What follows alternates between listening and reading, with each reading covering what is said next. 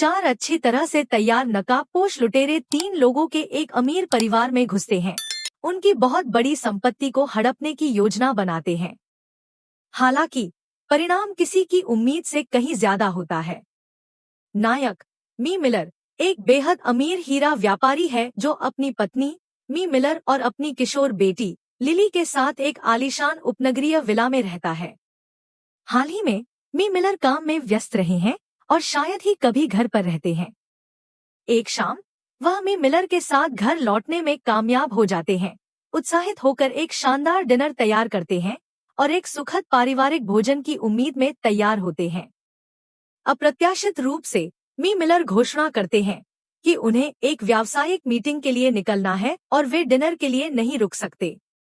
मी Miller उदास महसूस करते हुए सुनती हैं कि मी मिलर ने बेबाकी से समझाया कि उनकी कड़ी मेहनत उनके परिवार के लिए है, लेकिन उनके शब्द उन्हें सांत्वना देने के लिए बहुत कम है। उन्होंने पहले भी अनगिनत बार इसी तरह के बहाने सुने हैं। जैसे ही मी मिलर जाने के लिए तैयार होते हैं, इंटरकॉम बजता है। एक व्यक्ति दावा करता है कि वह एक पुलिस अधिकारी है जो पास के घर में घुसपैठ की जांच कर रहा है और निगरानी कैमरे से बात करने के लिए कहता है।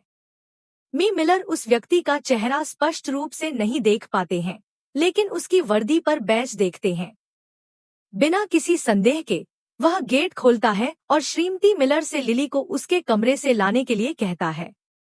लिली अपने विद्रोही दौर से गुजर रही थी, अपने माता पिता से बहस कर रही थी क्योंकि उन्होंने उसे एक अमीर दोस्त द्वारा आयोजित जंगली पार्टी में शामिल होने से मना कर दिया था।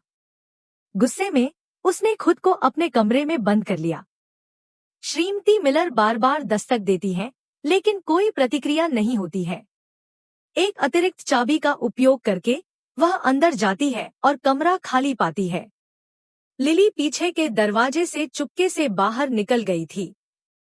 अचानक मी मिलर नीचे से चिल्लाते हैं, अपनी पत्नी को भागने के लिए कहते हैं। पुलिस अधिकारी वास्तव में नकली वर्दी पहने हुए 3 पुरुष और एक महिला है। लुटेरे जल्दी से मी और श्रीमती मिलर को वश में कर लेते हैं, सभी संचार उपकरणों को नष्ट कर देते हैं और जोड़े को अध्ययन कक्ष में खींच लेते हैं। वहां वे दीवार से एक पेंटिंग खींचते हैं जिसमें एक छिपी हुई तिजोरी दिखाई देती है। वे श्री मिलर से कोड का खुलासा करने की मांग करते हैं, दावा करते हैं कि उन्हें पता है कि इसमें मूल्यवान हीरे हैं। लुटेरों के नेता ने चेतावनी दी कि यदि श्री मिलर सहयोग नहीं करते हैं तो श्रीमती मिलर को इसकी कीमत चुकानी होगी। हालांकि श्री मिलर शांति से समझाते हैं कि प्रचलन में प्रत्येक हीरा आभूषण संघ द्वारा प्रमाणित है।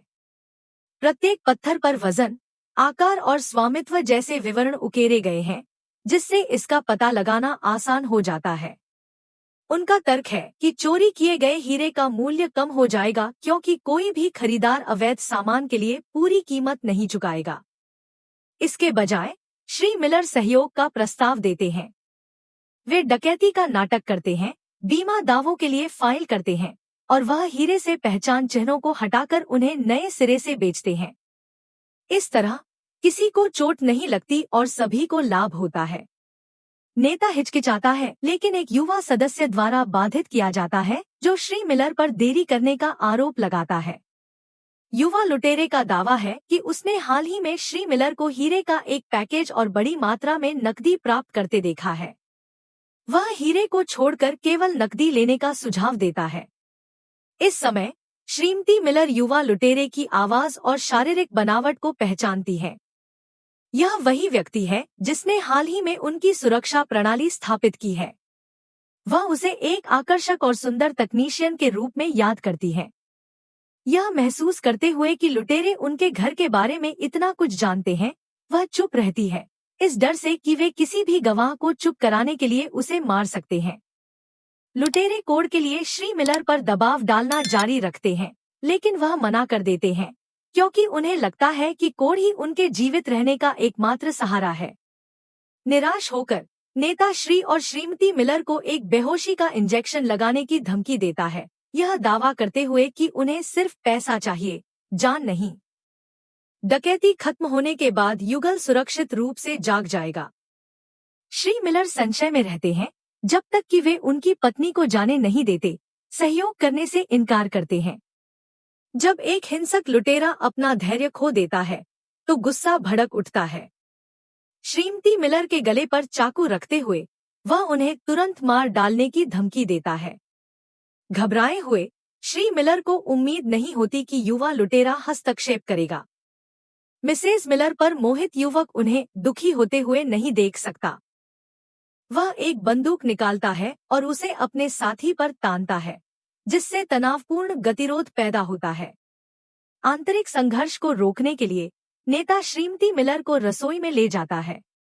नेता, जो युवा डाकू का बड़ा भाई है, श्रीमती मिलर के प्रति अपने भाई के जुनून के बारे में जानता है। इसके अलावा ऐसा लगता है कि श्रीमती मिलर और छोटे भाई के बीच एक गुप्त इश्कबाजी वाला रिश्ता है। इसका लाभ उठाते हुए नेता श्रीमती मिलर को ब्लैकमेल करता है कि वह अपने पति को कोड सौंपने के लिए मना ले। वह अनिच्छा से सहमत होती है, लेकिन नेता की जेब से चुपके से एक शामक सिरिंज निकाल लेती है।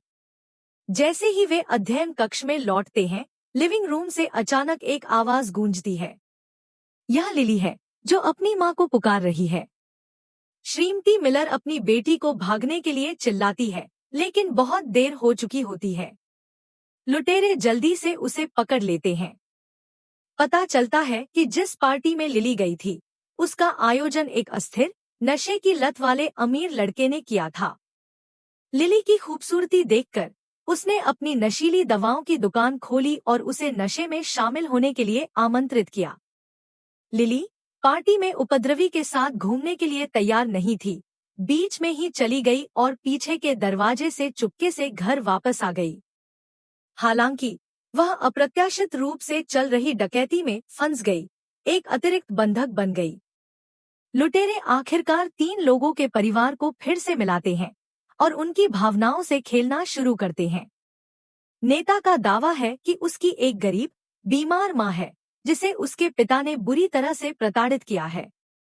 उसे किडनी ट्रांसप्लांट के लिए 180,000 की जरूरत है और इसीलिए उसे मिलर परिवार को लूटने का सहारा लेना पड़ा। उसने धमकी दी कि अगर मिस्टर मिलर तिजोरी का कोड नहीं बताता है तो वह लिली की एक किडनी ले लेगा। अपनी बेटी के खिलाफ यह धमकी सुनकर मिसेज मिलर भड़क जाती हैं। वह एक हाथ से लुटेरे नेता की गर्दन पकड़ती है और दूसरे हाथ से एक सिरिंज निकालती है। नेता ने पहले कहा था कि शामक दवा का उद्देश्य उन तीनों को बेहोश करना था, लेकिन अगर किसी एक व्यक्ति को इंजेक्शन लगाया जाता है तो यह उनकी जान ले सकता है। श्रीमती मिलर अन्य 3 लुटेरों को धमकी देती है कि वे लिली को जाने दे या वह उनके नेता को मार देगी। लुटेरे अनिच्छा से मान जाते हैं, लेकिन तुरंत श्री मिलर को धमकी देते हैं कि अगर उन्होंने तिजोरी नहीं खोली तो वे लिली को वापस ले आएंगे। श्रीमती मिलर टूटने के कगार पर अपने पति पर चिल्लाती है कि वे मान जाएं। अंत में श्री मिलर सभी को चौंकाते हुए मान जाते हैं। तिजोरी खाली है। लुटेरे और श्रीमती मिलर स्तब्ध हैं। श्री मिलर स्वीकार करते हैं कि उन्हें उनके बॉस ने निकाल दिया था और अब वे दिवालिया हो चुके हैं। विला को बैंक द्वारा बंधक का भुगतान न करने के कारण वापस लिया जाने वाला है। लुटेरों ने पहले जो हीरे और नकदी देखी थी, वे उनके नहीं थे। वह एक हीरे के दलाल के रूप में एक छोटे से कमीशन पर जीवित रह रहे थे। लुटेरे उन पर विश्वास नहीं करते और उन्हें यह बताने के लिए मजबूर करते हैं कि उन्होंने कोई और पैसा कहाँ छिपाया है। फिर वे लिली को वापस ले आते हैं। विला सुनसान है और कोई पड़ोसी नहीं है और लिली मदद पाने के लिए इतनी दूर नहीं भाग सकती। युवा डाकू को याद आता है कि मिलर के पास एक बेशकीमती चांदी का सूटकेस है। वे उसे खोलते हैं, लेकिन अंदर केवल हीरे की प्रमाण पत्र फाइलें हैं, पैसे नहीं। नेता निराश और क्रोधित होकर मिलर को पीटता है और लिली की किडनी निकालने की धमकी देता है। मिलर अभी भी जोर देकर कहते हैं कि उनके पास पैसे नहीं हैं और इसके बजाय अपनी किडनी देने की पेशकश करते हैं, अपनी बेटी को चोट न पहुंचाने की विनती करते हैं। नेता गुस्से में आकर मिलर को पकड़ लेता है, चाकू निकालता है और ऐसा दिखाता है कि वह सर्जरी करने वाला है। लेकिन यह देखकर कि मिलर कोई प्रतिरोध नहीं दिखाता, नेता हिचकिचाता है। पता चलता है कि नेता की मां शराब के नशे की वजह से कई साल पहले मर गई थी। उसका पहले का दावा कि वह बीमार थी और उसे किडनी ट्रांसप्लांट की जरूरत थी, मी मिलर के दृष्टिकोण से सहानुभूति प्राप्त करने के लिए झूठ था। सच यह है कि मी मिलर या तो वास्तव में कंगाल हैं या फिर पैसे को अपने जीवन से ज्यादा महत्व देते हैं। यह देखकर कि मी मिलर नहीं मानेंगे, लुटेरे घर में और कीमती सामान की तलाशी लेते हैं। उन्हें मिसेज मिलर की एक तस्वीर दिखाई देती है जिसमें वे एक महंगा हीरे का हार पहने हुए हैं। वे मी मिलर और लिली को फिर से बांध देते हैं और मजबूरन मिसेज मिलर को उन्हें हार तक ले जाना पड़ता है। जब लुटेरे विचलित होते हैं, मी मिलर और लिली अपने हाथों को बांधने वाले टेप को जलाने के लिए लाइटर का इस्तेमाल करते हैं।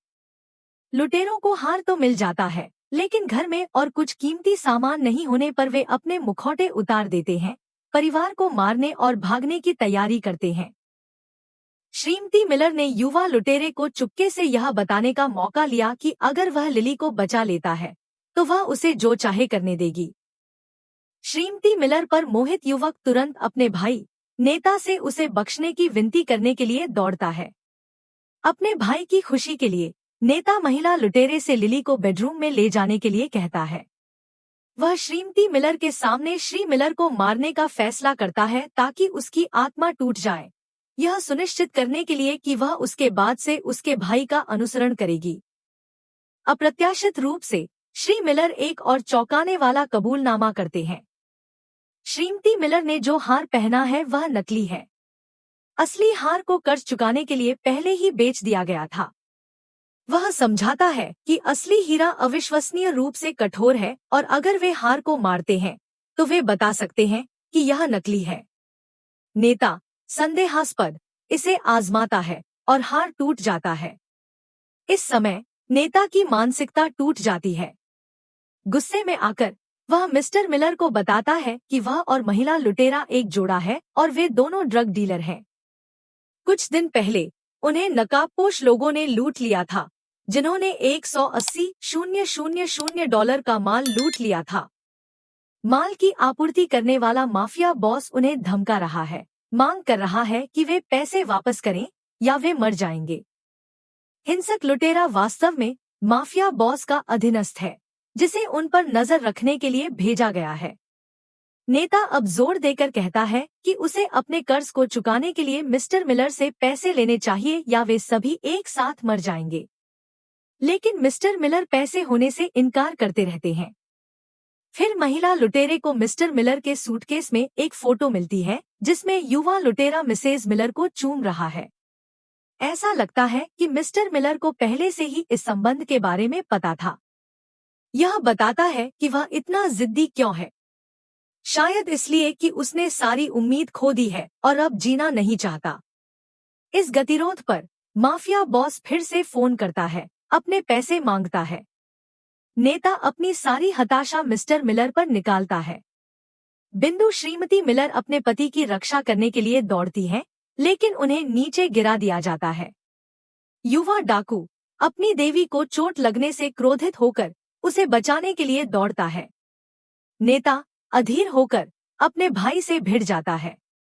तनाव अपने चरम पर पहुंच जाता है, क्योंकि युवा डाकू, जिसकी मानसिक अस्थिरता बढ़ती जा रही है, अपने भाई की टिप्पणी से भड़क जाता है।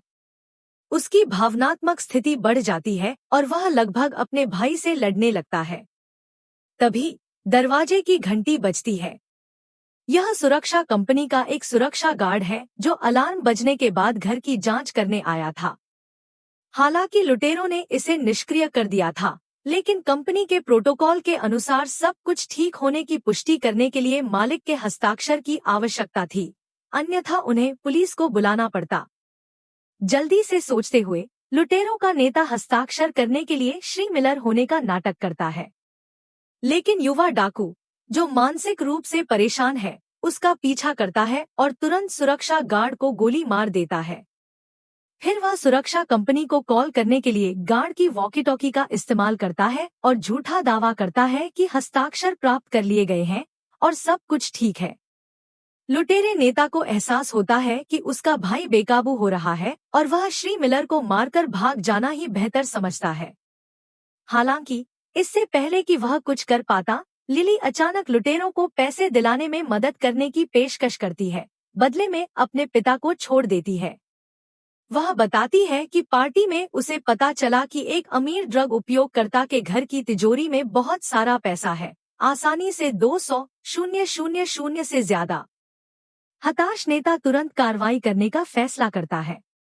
वह महिला लुटेरे को लिली के साथ अमीर आदमी के घर जाने का आदेश देता है। इस बीच युवा लुटेरा पीछे रह जाता है और सब कुछ खत्म होने के बाद श्रीमती मिलर को अपने साथ आने के लिए मनाने की कोशिश करता है। वह उसके और लिली के साथ अच्छा व्यवहार करने का वादा करता है। अमीर आदमी के घर जाते समय लिली चुपके से महिला लुटेरे की सीट बेल्ट खोल देती है और जानबूझकर कार को एक यूटिलिटी पोल से टकरा देती है, जिससे लुटेरा तुरंत मर जाता है। लिली को हल्की चोट लगती है, लेकिन वह लुटेरे की बंदूक लेने में कामयाब हो जाती है।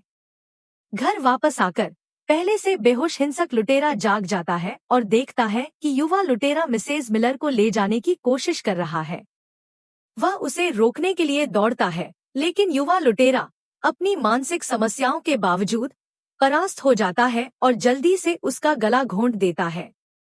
यह देखकर नेता अंदर आता है और हिंसक लुटेरे की गर्दन में गोली मार देता है, जिससे वह एक चौंकाने वाला रहस्य उजागर करने से पहले ही मर जाता है। $180,000 का माल लूटने वाले नकाबपोश लुटेरे वास्तव में माफिया बॉस थे और युवा लुटेरा पूरी योजना के पीछे मास्टरमाइंड था। युवा लुटेरे का लक्ष्य अपने भाई को एक कोने में धकेलना था ताकि वह उसे मिस्टर मिलर के घर को लूटने के लिए मजबूर कर सके और अंततः उस महिला को जीत सके जिसे वह प्यार करता है, मिसेज मिलर। अपनी योजना का पर्दाफाश होने पर युवा लुटेरा समझाने की कोशिश करता है, लेकिन उसी समय मिस्टर और मिसेज मिलर मौके का फायदा उठाकर भाग जाते हैं और निर्माणाधीन स्टोर रूम में छिप जाते हैं। घायल मी मिलर अपनी पत्नी से भागने और पुलिस को मदद के लिए बुलाने का आग्रह करता है। हालांकि जैसे ही श्रीमती मिलर जाने वाली होती है, लुटेरे नेता उन्हें रोक लेता है। युवा लुटेरा उनका पीछा करता है और अपने भाई के साथ संघर्ष करता है। इस अफरातफरी में दोनों एक पैनल को गिरा देते हैं, जिसमें नकदी का ढेर दिखाई देता है। पता चलता है कि मी मिलर ने बड़ी रकम छिपा रखी थी। नकदी को देखने के बाद नेता मी मिलर को मारने और लूटपाट करने का फैसला करता है। तभी लिली आती है और यह महसूस करते हुए कि महिला लुटेरी शायद मर चुकी है, नेता अपना लक्ष्य बदल देता है और लिली को मारने का लक्ष्य बनाता है। हालांकि युवा लुटेरा स्पष्टता के एक पल में लिली को बचाने के लिए अपने भाई को गोली मार देता है। नेता मारा जाता है। लिली स्थिति से स्तब्ध और भ्रमित हो जाती है, लेकिन युवा लुटेरा उसकी बंदूक पकड़ लेता है और नियंत्रण अपने हाथ में ले लेता है। वह एक बार फिर श्रीमती मिलर को अपने साथ जाने के लिए मनाने की कोशिश करता है, यह दावा करते हुए कि मी मिलर ने पैसे इसलिए छिपाए क्योंकि वह उनके अफेयर के बारे में जानता था और उसे तलाक देने की तैयारी कर रहा था। श्रीमती मिलर को अब एहसास हो रहा है कि उनके पति ने कितनी मेहनत की है। उन्हें पता चलता है कि उन्होंने हार बेचने के बाद अपने परिवार के लिए कुछ छोड़ने के लिए पैसे रखे थे। असली सच्चाई सामने आ जाती है। युवा लुटेरे ने अपने पद का इस्तेमाल श्रीमती मिलर की निगरानी फुटेज चुराने के लिए किया था और इसका इस्तेमाल श्री मिलर को यह सोचने के लिए प्रेरित करने के लिए किया था कि वह बेवफा है। इसके बावजूद श्री मिलर ने चुपचाप दर्द सहा और कभी अपनी पत्नी से नहीं भिड़े। सब कुछ सुनने के बाद श्री मिलर ने पैसे में आग लगाने और अपने परिवार को भागने का मौका देने का फैसला किया। उसने पास के लाइटर से आग जलाई और लपटें तेजी से फैल गई। जैसे ही पैसा जलता है, युवा लुटेरा उसमें से कुछ को बचाने की कोशिश करता है, लेकिन श्री मिलर मौके का फायदा उठाते हैं और युवा लुटेरे के पैर को जमीन पर दबाने के लिए नेल गन का इस्तेमाल करते हैं। युवा लुटेरा क्रोधित होकर श्री मिलर को मारने के लिए अपनी बंदूक उठाता है, लेकिन श्रीमती मिलर अपने पति के सामने खड़ी होकर हस्तक्षेप करती हैं। युवा लुटेरा हताश होकर अपनी बंदूक नीचे कर देता है और श्रीमती मिलर को अंतिम बार गले लगाने की कोशिश करता है, लेकिन मी मिलर बंदूक उठाकर उसे गोली मार देता है। युवा लुटेरे के मर जाने के बाद श्रीमती मिलर और मी मिलर एक दूसरे को आग से बचने में मदद करते हैं। उनका परिवार, जो कुछ भी उन्होंने सहा है, एक दूसरे को कसकर गले लगाता है। पैसा राख हो जाता है, लेकिन उनके लिए यह अब मायने नहीं रखता। घटनाओं की यह पूरी श्रृंखला धोखे, भावनात्मक उथल-पुथल और हताश निर्णयों से भरे एक उच्चदांव नाटक के रूप में संक्षेपित की जा सकती है। यह निकोलस केज की कुछ फिल्म भूमिकाओं से भी तुलना करता है, जिसमें तंग गति और एक ठोस कहानी है। अभिनेत्री निकोल किडमैन की भागीदारी केवल फिल्म की अपील को बढ़ाती है, खासकर सस्पेंस और क्राइम थ्रिलर के प्रशंसकों के लिए। आज के रिकैप के लिए बस इतना ही, अगले में मिलते हैं।